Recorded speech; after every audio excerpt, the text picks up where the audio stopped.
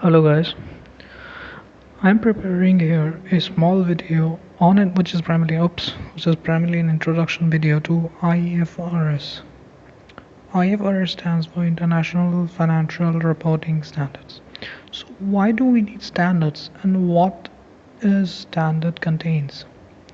Look, standard primarily says how a transaction should be recorded in the books, which is a standard format, which means this is the standard. This you need to follow. There are multiple options given to the client. For example, the best thing, depreciation.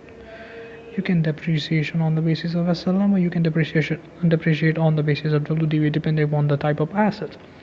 The required disclosure you want to make any standard when we read, let's provide the following items. When you read any standard, it has first deals with recognition. When you gonna recognize the same in the financial statements, in the books of accounts, by how much amount, the measurement,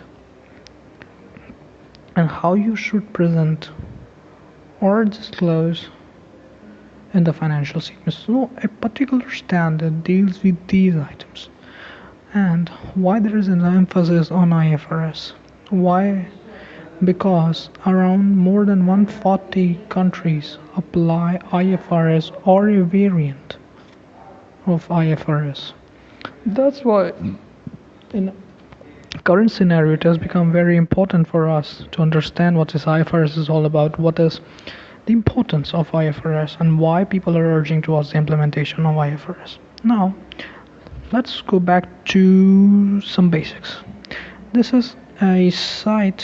When I'm opening the Wikipedia page, it is IFRS is primarily issued by IASB. New standards has been issued over the years.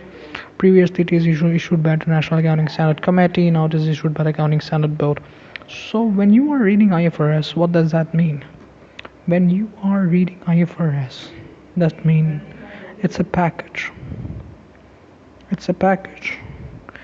You read IAS stands for International Accounting Standards, which was issued by IASC.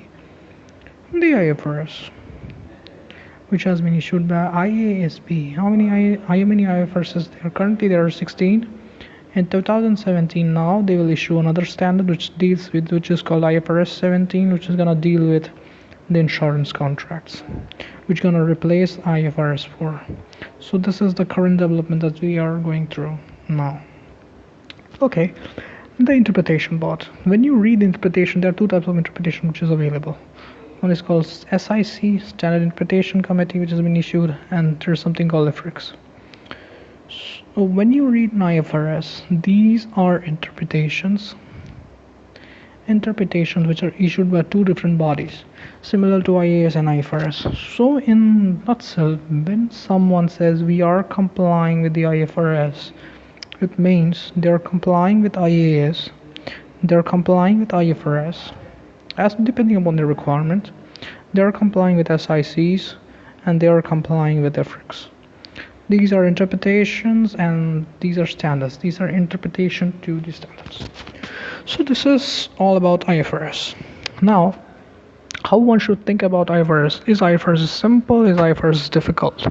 I would say that you need to put much effort to understand IFRS. IFRS is very wide. Specifically, when I was reading IFRS, I still struggle. I can't say struggle, but I still have doubts over the financial instruments part because it's quite a difficult task.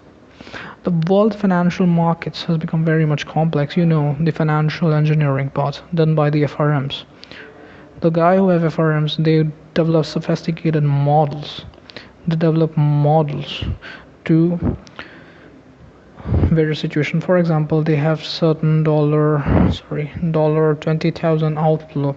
They will enter into a certain swap with the foreign currency, or they might enter into a forward, or they might enter into a forward plus swap. Anything they might can enter, and it will become an instrument. It will become a financial instrument, and it will cover under the IFRS 9 if it falls under scope. Now, how is an accountant you're going to account for this? So this all part will cover under the IFRS 9 part. Any derivative instrument in the financial statement is required to be reported at fair value. So you need to prepare, you need to come out the fair value through the help of IFRS 13. So these are very complex area to deal with. Now, if I go to a simple area in my next video, I will explain to you all the areas and how one should, if someone is applying IFRS, or I will start from a new entity, how it should go, how the IFRS moves. Thanks for watching this. Just stay tuned, stay back, and like the video. Thanks.